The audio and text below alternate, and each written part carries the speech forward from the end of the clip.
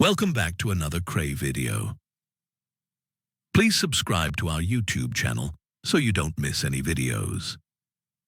And for people really into the Krays, join our private Facebook group, Krays Crime Lords of London, where you will find stuff probably unavailable anywhere else. We're an established group with a large membership, and best of all, we're friendly. The link is in the YouTube description section. Ronnie Kray was buried 5 years ago. The East End turned out in huge numbers to honour its most notorious son. In his day, the most feared criminal in the underworld, and Britain's most famous gangster.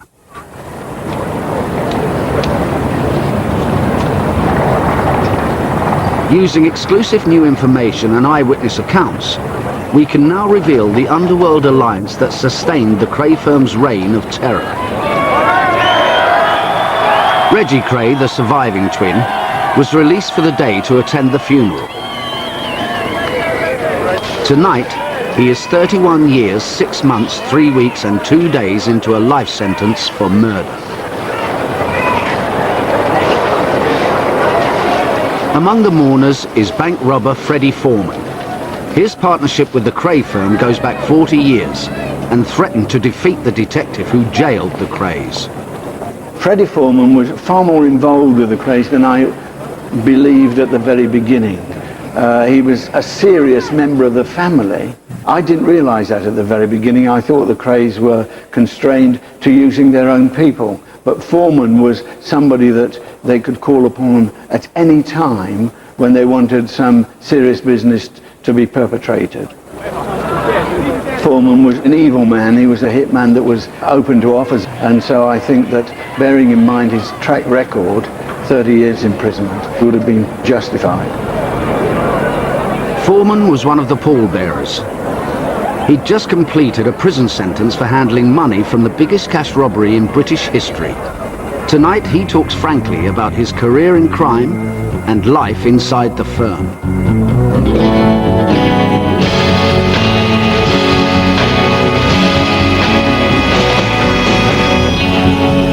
Freddie Foreman had a lifelong association with the Krays and became one of the most feared and ruthless criminals of his generation. But he started out as an ordinary thief. After the austerity of the war years, you just sort of drifted into stealing because there were things you couldn't afford and you couldn't obtain. That's when I came into contact with Charlie Kray. He was a good fence, so he did well. Charlie used to buy a lot of stuff in East London from, and we struck up a friendship. They used to come over with their van and I had a lock up at Herne Hill. We used to come and load up there, take all we get back to the East End. And then because his brothers, the twins, was younger than him, and they were just coming up and always into some sort of trouble or one thing or another and building up a reputation. An East End bank robber became the Krays' trusted first lieutenant. Albert Donahue was the go-between in the secret alliances that held the Kray empire together, an empire founded on violence, as he discovered. I was working with a little crowd in the East End who were doing security vans and things like that. One of the guys there was collected and tied to a chair, and Ronnie Kray put a poke around his face and burnt him. He was saying who did that, you know, but he wouldn't tell us. So I said, if someone done that to me, I'd be out. I'd blow his bloody head off, you know. Anyway, I went to the Twins pub in Bethnal Green, and I was drinking for a little while. I didn't know is they'd sent off for a gun. And Reggie shot me in the foot. So I went to the hospital. Then I hear the firm's looking for me. So I went round to their house. The three Krays were there, Charlie, Reggie and Ronnie. And then Ronnie said, Bill, why don't you stop all that robbery business and come and get your money with us? On the firm, put me on a pension. If you took the punishment, You was considered a good guy, you know.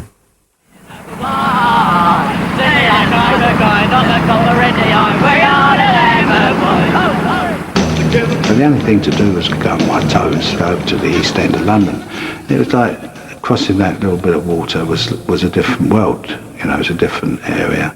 It was the police wouldn't know you or recognise you in the street. In South London, I was known very well. So to go over there, you felt safe. And the twins and Charlie, they fixed me up with a flat right opposite the Blind Beggars pub. I lived there. I was indebted to the twins in a way for looking after me, and which they did. They took care of me. And of course they was also propping bits of business to me at the same time. Under the wing of the Krays, Foreman took the next step up the criminal ladder. Life on the run put him in the midst of other ruthless and committed villains, men from the shebeens and dice games of the East End that Foreman forged into a gang, a heavy mob that set its sights on cash targets. Their activities made the front pages, including this spectacular failure. In December 1961, Foreman's gang attacked a bank van carrying wages worth today over £1 million. PC Ted Buckle and his dog Flash were in the van. We were hit on three sides as I came off my seat. I saw somebody jumping out of the lorry in front on the near side with a crash helmet on and goggles. And then I saw other people coming out with pickaxe handles, also with helmets on. And we had a couple of big vans and a lorry that reversed back into the front of the van.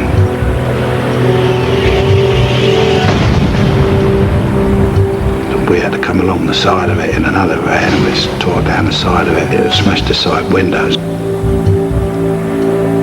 Because there was like half a dozen guys in the back, and caused a bit of confusion. There were two on our side at that moment smashing in the windows. Obviously their intention was to keep us inside that vehicle. I said, I'm going out with my dog. As I opened up the door and started getting out, my dog automatically leapt at the first person who was at that moment bringing the pickaxe handle down to hit the vehicle again, changed direction and hit the dog straight on the head. And I instantly went for one of these fellas with the pickaxe handle, spun him round, put my arm round his neck and held him in a neck lock. But out jumped the police officer and his dog, a big city copper, and that was okay, but the copper was fighting with one of the other firm, and the dog was biting lumps out of his arse, you know, while we got the chain in the back and ripped the two back doors off. And the doors came off like a bit of butter and fell in the middle of the road. And then when we tried to get in the back of the van to get the money, which was laying there in the big leather cricket bags, all lined up, with the ready cash on wage packets. But two guards were standing there in a firing position with these two guns, two Berettas. They would turn the tables then. If you want a bullet in the head, you know, and then he climbed up in the back of the van, because there were bullets flying all around the street. It wasn't the robbers using the guns, it was the guards protecting the money. And there's one of our firm crawling around on his hands and knees, and he's been shot right through the head, in one side and out the other it's gone. I saw these men running towards the getaway van, the back door was open and all jumping in, and then one of them shouted something and they all came back out of that vehicle with their pickaxe handles. At that moment I knew that I had a serious problem, that they intended to get at me to get their other person away. I knew my life was at stake. They meant it to take me out. They started raining blows on me and I had to let him go. And once I let go, they just turned and ran. So I still have scars on my head. I'm left-handed, and I couldn't use my left arm at all, and I thought it was just broken. But in fact, of course, they'd numbed it completely. The failed raid left the police with plenty of forensic evidence. In the back of one of the raiders' vans, they found the fingerprint of a known criminal. It was on this gas bottle. Foreman's gang needed a false alibi. Only an unimpeachable witness could convince a jury that the thief was elsewhere at the time of the raid. the Kray twins had the solution. The twins found a particular doctor who came and gave evidence for one of the people put the chap in his surgery at the time of the robbery, so there was no way they could put him at the scene. So naturally he was found guilty of accessory before the fact, and was given 3 years Instead of? of 15. In the struggle that followed, one of the bandits was shot. At the same time, the police constable was injured and he is now in hospital. As far as we know, no money was taken, and the gang made their getaway, carrying with them the wounded man. We all came away licking our wounds. Also, the man who was shot was seriously injured. You can't go to hospital, you can't do anything, because you're just offering him up and putting him inside for the rest of his life. Because I had a private doctor who I could trust and got him round to inject him and try and prevent any further damage, but it was too serious. And that was the end of it. I'm afraid that was the end of the guy. And we had to deal with it ourselves.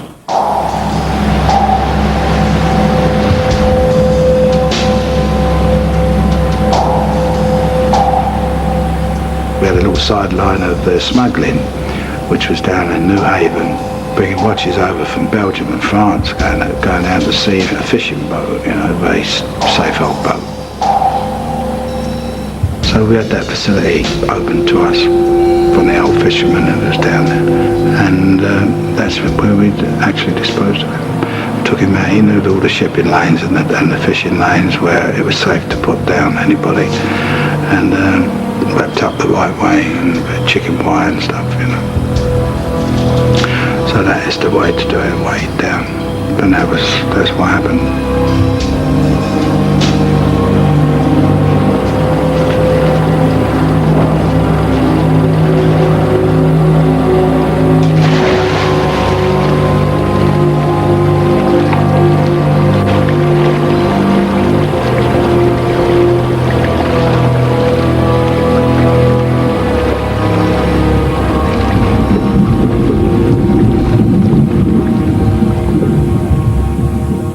How many people have you personally dispatched in that way?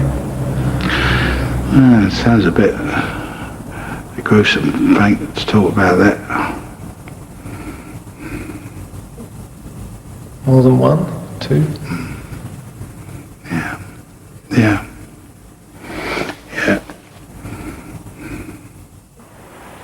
London was less security conscious in the 1960s, and the Krays were a magnet for any employee with a grudge.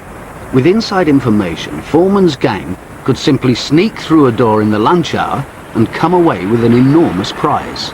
They then made a cool getaway with 40 bars of gold worth £200,000, and they closed all the doors behind them to leave no trace. The twins also gave me some Charles Pixley on this particular occasion. There was half a ton of gold in gold bars delivered there, and it was given to me, and we went to work and we got it, you know, the half a ton of gold, which was good, nice, sweet, and the twins was happy, everyone was happy. So I was indebted to them again, once again, and of course they got their corner, they got their whack. Foreman's share meant he could turn down the Great Train robbery just 3 months later in August 1963. But he became intimately involved in the aftermath because of his relationship with Frank Williams, the deputy head of Scotland Yard's elite flying squad. Williams was hunting the train robbers, and he was Foreman's kind of copper. I had a good relationship with Frank Williams. I knew him from back in the 50s when he was the DI in Kennington, when I had the club in Lambeth Walk. You could never bribe him or offer him money. He would never do anything with money. But he would say, if they want to come in, they come in, and I'll treat them fair, and I'll treat them on what the evidence is. Most of the Great Train robbers were caught and sentenced to an unheard of 30 years in prison. Some of them, including Buster Edwards, had got away and fled the country. 3 years later, he was tired of life on the run and wanted to come home, even if it meant prison. He planned to return some of the loot in exchange for a lighter sentence. Freddie Foreman was the only man he knew with the police contacts to fix it. On September the 19th, 1966, £50,000 of Buster's money turned up in a phone box. The public was puzzled. Many wondered how much of the £50,000 was to enrich the flying squad and how much to return to the post office. Nobody was quite sure of the truth. I met Buster and flew out to Germany. I met him in Cologne, and then arranged for him to come back and give himself up to Frank Williams in my public house. I found Frank, he came round, and Buster got a fair shake. He wasn't verbaled up or fitted up with any evidence. And he got half the sentence. He got, instead of 30 years, he got 15, which was something you could cope with and handle.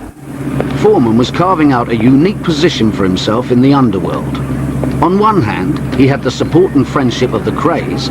On the other, an open line to the two top detectives in the flying squad. I mean, Frank Williams was hoping to be the head of the flying squad when Tommy Butler retired. He was ambitious in that respect. And you and Frank negotiated that deal for Buster's return. Yeah. I mean, I was taking Tommy Butler and Frank to the Simpsons in the stand and buying them lunch and expensive bottles of wine and everything, you know. In September '67, there was pressure to jail the London gangsters. Chief Superintendent Leonard Reed was given the task of building a squad to tackle the Krays. He did not subscribe to the belief, common among detectives at the time, that you need a thief to catch a thief. Do you think that Freddie Foreman and Frank Williams had a proper relationship? Well, it was a relationship that other police officers have indulged in. I don't particularly think it was a very healthy relationship at all. You never actually joined the flying squad, did you? No, I didn't. I didn't want to join the flying squad. Any particular reason? Well, it was just that I didn't like the activities of some of the members of the flying squad. And when one was working as one was expected to with a team, it was very difficult not to become embroiled in some of the activities that they got up to, and I felt that I could survive much easily and better on my own. Corrupt activities? Yes. In part 2, the Krays and Freddie Foreman throw the flying squad off the scent as they descend into a spiral of increasing violence and then murder.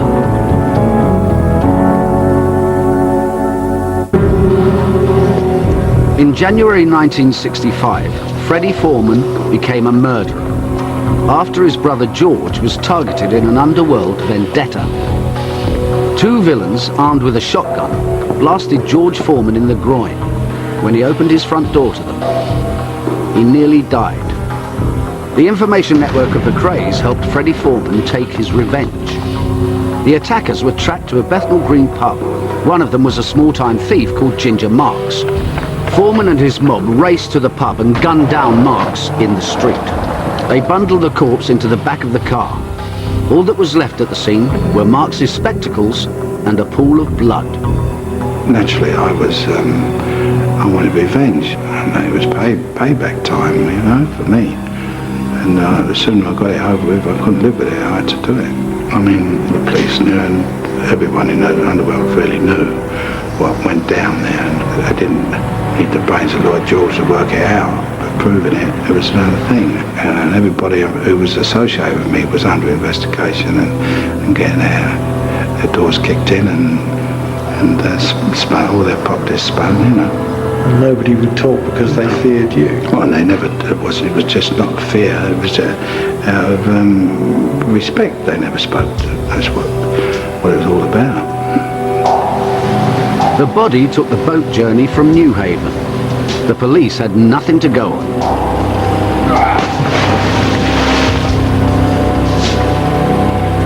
Freddie Foreman had got away with murder. It made a deep impression on the Krays. The twins, I suppose they looked at it as an achievement in a way. Should use a different word there, probably. Not the achievement is to get away to do something serious, the major capital thing you can do in this life, and to do it successfully, I suppose. I said, well, you know, you mustn't mess with those people because you know what happened. In early 1966, the whisper on the street was that the Krays and a South London gang led by the Richardson brothers were about to go to war. But a fight at this Catford nightclub put paid to all that. The Richardson gang suffered a severe and unexpected defeat at the hands of a group of armed local villains. Eddie Richardson and Mad Frankie Fraser, the gang's chief enforcer, were in hospital with gunshot wounds. The shootout left one man dead and others seriously injured. The defeat of the Richardsons robbed Ronnie Kray of the violent night out he craved, but he was not to be thwarted. Police are still searching for the gunman who shot a man in the bar of an East End saloon. The dead man was 38 and married. Detectives have... Less than 24 hours later, the Kray intelligence network passed Ronnie Kray the news that a straggler from the Richardson camp, George Cornell, was drinking in the Blind Beggar. Ronnie Kray strode in and shot him dead in front of a dozen terrified customers. Ronnie Kray was arrested and Freddie Foreman went to lean on the witnesses.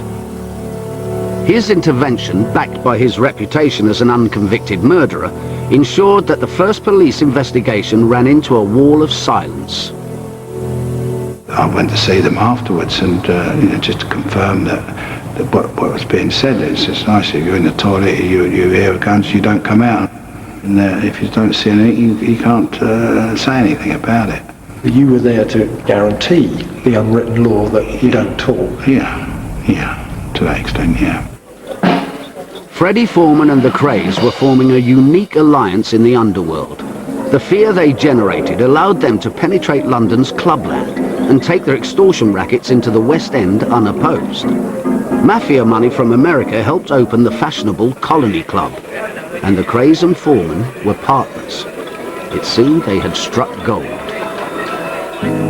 I would go up to the West End and collect from the clubs, and I was after the Colony. The Colony was paying $3 grand a quarter. Albert used to bring money from the Colony Club and different businesses and Starlight Club and this one and that one. And he's always bringing money out because we was involved in lots of different enterprises. The twins and Foreman would do bits and pieces of business. Not always gang stuff, but it was like tit for tat. You handle my business, and we can be somewhere else. We can be at the dogs, we can be talking to the vicar. Whichever kept the other person in their status quo. You know? How formidable an alliance would that be in the underworld at that time? Pretty strong, very strong. I was a sort of backup to the Krays, and people knew that, and they knew that I was very close with them. And their enemies became your enemies. People were prepared to go to war with the twins. I think they had second thoughts when they knew I was behind them. And by the mid-60s, what was it you would do for each other? Well, we were prepared to do probably anything that was asked and without any questions. This was the moment when the Krays' view of their own power became so deluded that they planned a crime solely to enhance their reputations. In 1966, they decided to spring Frank Mitchell from Dartmoor Prison. Aged 37, Mitchell was an East Ender who had spent half his life behind bars in violent defiance of authority. He had escaped 6 times and was nicknamed the Mad Axeman. The system could not handle him, and he ended up worse off than many murderers, serving a life sentence with no date of release. The Mitchell myth appealed to the Krays, but was it the real man?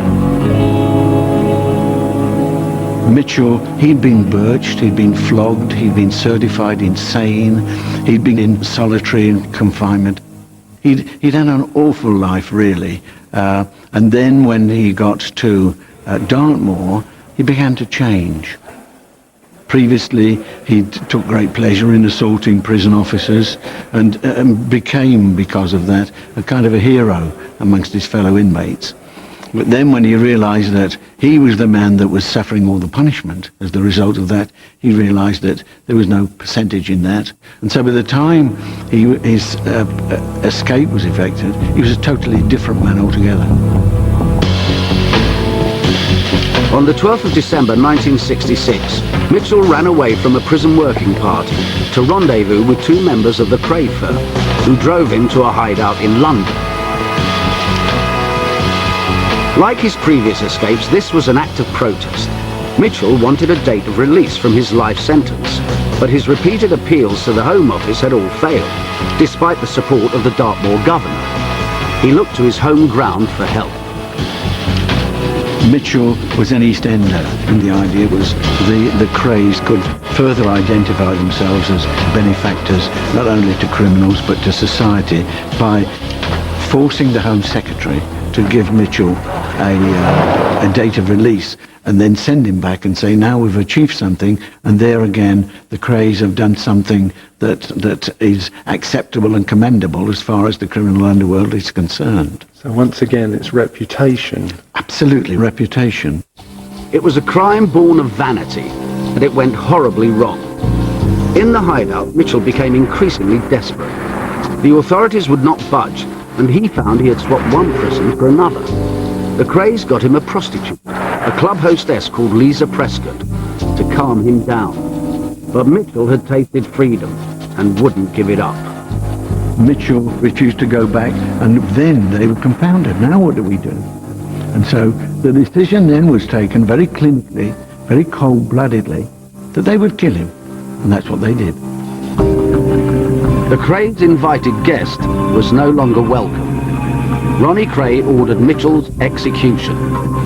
Reggie Kray, Charlie Kray and Freddie Foreman gathered to work out the details of how to get away with another murder. The motive was clear: self-preservation. Frank Mitchell was endangering everyone's future, in a sense, because you just didn't know how far away it was going to go. It protected everybody from getting arrested, because that was going to be the final outcome. Within hours, Foreman's gang was on the road, with murder in mind. They had a stake in this too. Mitchell had become a threat to the alliance with the Krays, and everything that went with it. They were benefiting from the activities twins were creating in this empire, where it looked very lucrative and we were going to get money from it, and it could have led to much bigger and better things. Was it put to you in those terms? That was obvious without even discussing it. Yeah. They wanted your expertise in this, and your expertise was to make the problem, the evidence, the body disappear. Everything to disappear. Mitchell trusted Albert Donahue, the man who had taken him off the moor. It became his job to persuade Mitchell to leave the hideout and get into the van in nearby Ladysmith Avenue. Donahue insists he did not know what would happen next. Freddie Foreman and another man shot Mitchell dead as the van pulled away. Donahue witnessed the killing and afterwards realised why Foreman got the job. A pretty well-known shooter on the firm, Melfi Gerard, he'd done a few. Someone talks about half a dozen. I'm pretty sure they did the Ginger Marks business. And disposal. No body, no crime. That was the belief. Frank Mitchell was taken down to New Haven while the smuggling operation we had. There was always a facility there to use if we needed it, which became very useful, and that's where we'd actually dispose of it.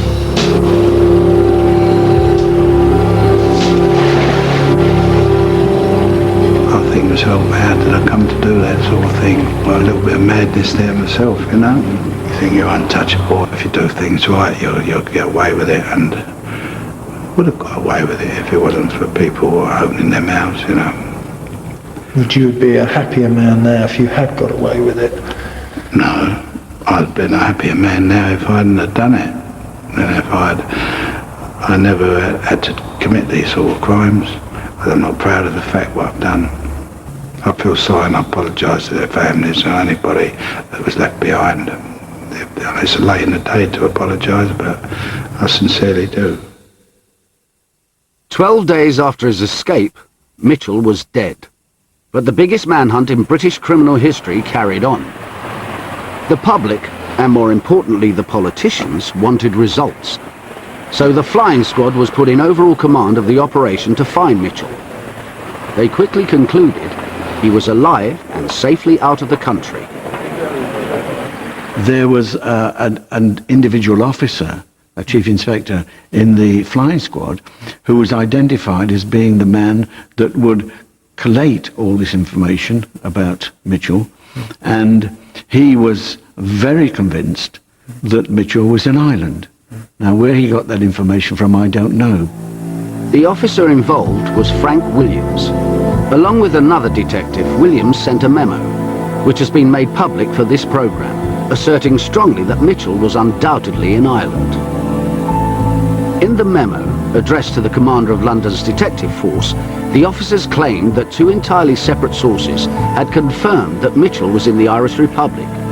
It said the information was undoubtedly correct. There was letters written to say that he's still alive. They was trying to make inroads to people who have influenced to filter information back, to get back to the police. Would you have taken the opportunity to reinforce that idea with Frank Williams and the police that Mitchell was safe and abroad? Yeah.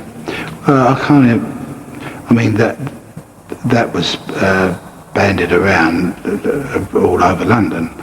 And of course, I'd give it credence. If I heard it, I'd say, yeah, it's possibly that's right.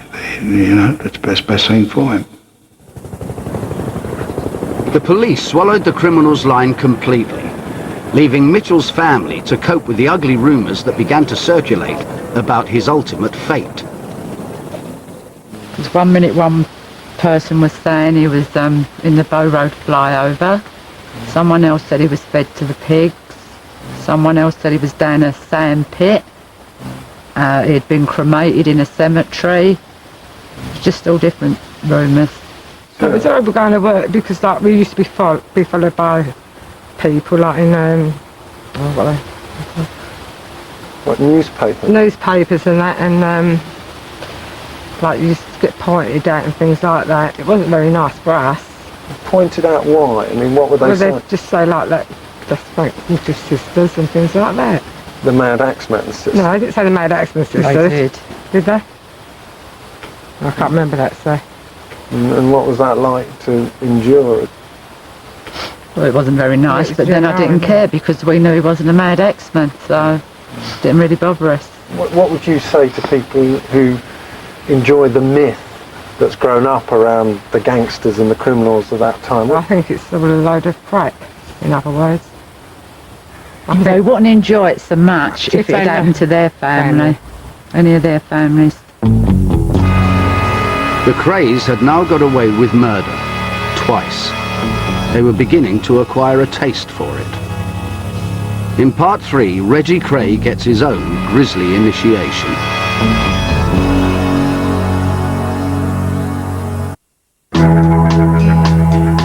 Reggie Kray went out to kill so as to build up his bad name. He became a murderer at this North London house. The unsuspecting victim was Jack the Hat McVitie, a fellow thief and local heavy. He was lured to a party in the basement and Reggie stabbed him to death. Once Ronnie had done Cornell, he's always screaming at Reggie. I've done mine, it's time you done yours, you know.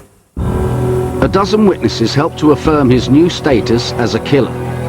The Kray twins walked off the scene, leaving the rest of the firm to clear up the mess.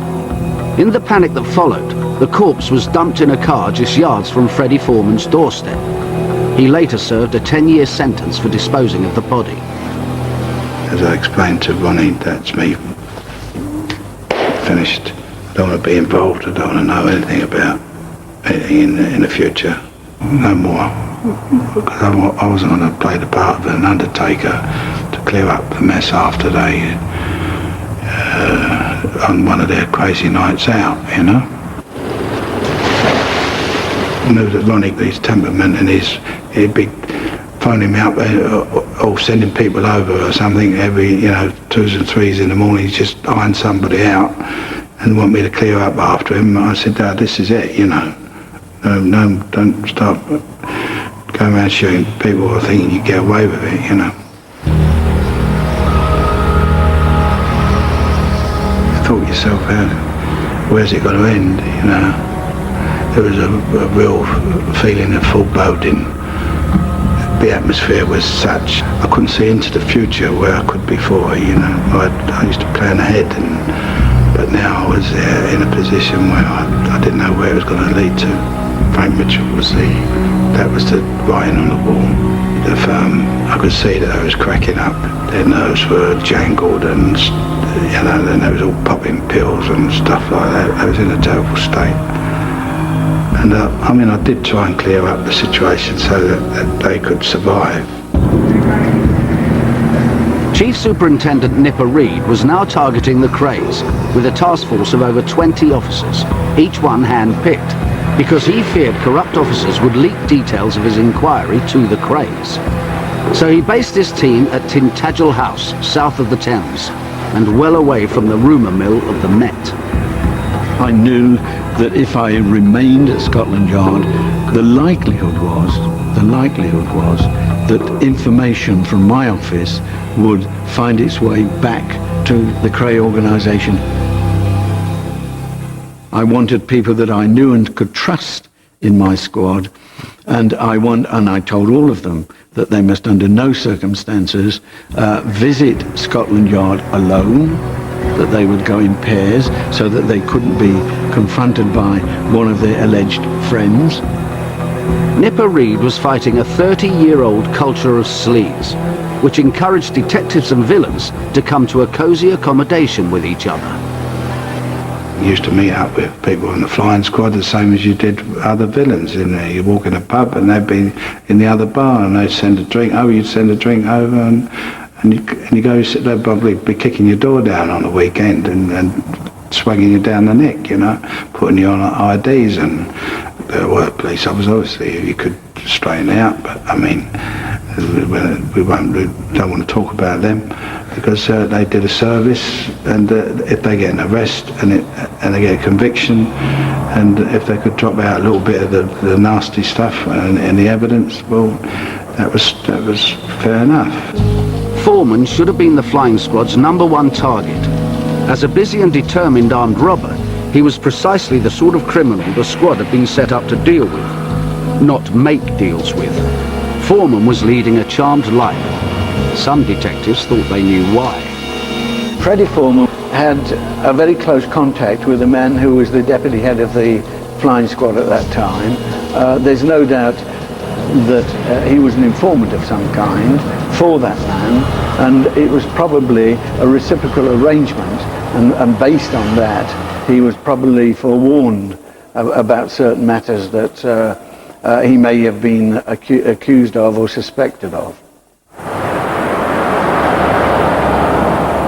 How many convictions have you got for robbery? None. None? None. Was there an explanation for that? The explanation is there's no evidence to prove that I did these things. How many times have you been tried for murder then? Twice. And what's been the result on those occasions? I was acquitted on 2 occasions. In May 1968, Nipper Reid and his team arrested the Krays in their mother's new council flat. The timing was not of his choosing. The police had a mole in the firm who told them that another murder was being planned. The firm was rounded up and ended up in Brixton Prison. But Nipper's case against them was not yet strong. He had no signed statements and no forensic evidence. He had to use a mixture of bluff and guile to make his case. This place is the chapel of Brixton Prison, and just beyond the door at the bottom is A Wing, where all these prisoners were kept. And I would come late at night and booking as the Reverend XYZ, and they would be brought to me quietly, without their shoes, slipping along these corridors and down to see me, because it was important from their point of view that they were never seen to be giving any kind of intelligence or statement to me.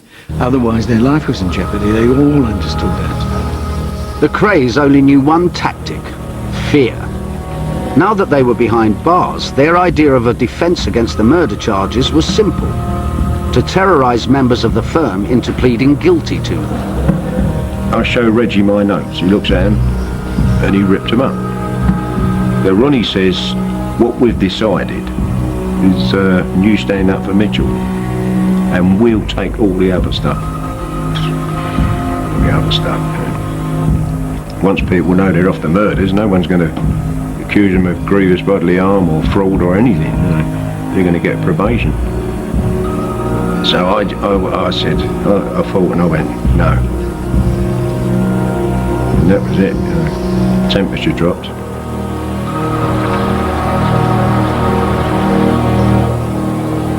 I had a visit the afternoon. My mother came up with the baby. As I passed the baby back, I gave her this note. Like, go to Bow Street, tell Nipper Reed he can have the business if he comes to see me. Once Donahue had turned his back on the Krays, the case against them began to build, but the fear lingered on. Detectives from Nipper's squad traced Lisa, the prostitute who spent 4 nights with Mitchell and heard the shots that killed him. They picked her up in the early hours of the morning and made south for Tintagel House, away from Scotland Yard, in an unmarked car. And she knew enough about London to know that when she came out over Lambeth Bridge, she should have turned left, and she turned right. So she was convinced that my officers were members of the Kray gang that had come to pick her up. Terrified, she opened the door of the car that she was in and ran to the parapet, trying to throw herself over into the river before she was dragged back. And the reason that she did that was, although this was 2 years later, she was still terrified because she had been told, don't forget, wherever you are in the world, we will find you. And if you open your mouth, you'll be dead. And so that threat still applied as far as she was concerned. She was still terrified to the extent that she would throw herself out of a moving car. The Mitchell trial was the 3rd murder charge the Krays had faced at the Old Bailey. The twins were already serving life sentences for killing Cornell and McVitie. It was a confusing trial. There was no body, no forensic evidence to speak of, and the crime was nearly 3 years old. What's more, the principal prosecution witness was a member of the Kray gang. Foreman and the Krays flatly denied all knowledge of Mitchell's murder, and the jury acquitted them. I went to the trial with my sister, but my sister went up on the dock, as you call it, and I sat in the back. And as she said her piece, like, you know, she brought forward, she spat at the Krays and called them pigs. We thought they should have been found guilty. We was all upset. Do you feel you've had justice? No, we've not had justice. Frankie's still missing. We don't know where he is. We've never been able to bury Frankie. The Krays and Foreman got away with murder because the jury faced an impossible choice: which villain to believe. Albert Donahue, in the witness box, was a member of the firm who had originally been charged with Mitchell's murder. Freddie Foreman, in the dock, was only identified as the killer by Donahue. Who to believe is still a puzzle. I mean, you delivered him to the van in which he was shot dead, and then Foreman's gang allowed you to walk away, and that's pretty compelling evidence that you knew what was going to happen. Well, yeah, it might seem that way, but on the other hand, it could take it exactly the opposite way. How so? That I didn't know, but I've been involved, so that was it. I've got to keep my mouth shut, you know. Which is the way the twins work. Practically all their murders were done openly in front of witnesses. Did Albert Donahue know that there was a plan to kill Frank Mitchell? Yeah, well, he knew that was going to happen, whether it was then and there or 10 minutes or half an hour later. He knew that was the outcome. If I'd known, I could have gone missing, or something like that, you know, or been late. Could have cocked it up anyway, you know. I could have said I couldn't separate him from the girl, bring the girl out. They go, ooh, they don't want a double job. So they'd have probably backed out. And a million things I could have done to stop it, had I known. So you believed that he was going to the country? On that night, yeah. I assumed that sometime later he probably would go. Would you have gone driving to the country with Alfie Gerrard and Freddie Foreman in a van without windows? No. No. Well, there's always the element of someone doing the talking, and which in this case is the only reason that the truth was found out. When you look at the position that Albert Donahue was in, he was actually charged with the murder, and asked to take it on board and put his hands up to it. He can't ask anybody to do that. Nobody is going to put his hands up to a murder he's not committed, even though he may be an accessory to the fact. I don't blame him. I just think that he could have done it differently. And all he needed to have said was that he took him to the back of a van with the engine running and lights showing, and they opened the door and he climbed in and he shut the door and walked away. Donahue was sentenced to 2 years for aiding Mitchell's escape and released on time served. The Krays and Foreman went to jail because of other murders, but it left a bitter aftertaste for those seeking justice for Frank Mitchell. This was the one that I wanted a conviction on, because I must, during the course of that investigation, found sympathy for Mitchell because of his situation, because of the life that he'd led, and I wanted desperately and badly a conviction, and I was very disappointed because I believed, and still do, that Donahue was telling the truth. This film, shot by Nipper Reid, shows the Krays' final sight of the outside world as they were driven up the M1 to start their life sentences. For Frank Mitchell, there was no justice, even in death. But the investigation of his murder destroyed the underworld alliance between the Krays and Freddie Foreman. That partnership made the gangland of the 60s unique, and its downfall stifled the growth of organised crime.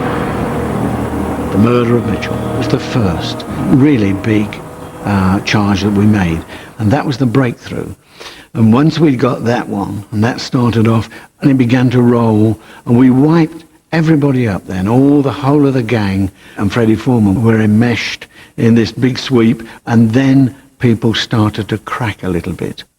So in that sense, yes, Frank Mitchell did get his revenge, because he you could say quite convincingly, was the man that started it all off and caused the destruction of the Kray Empire.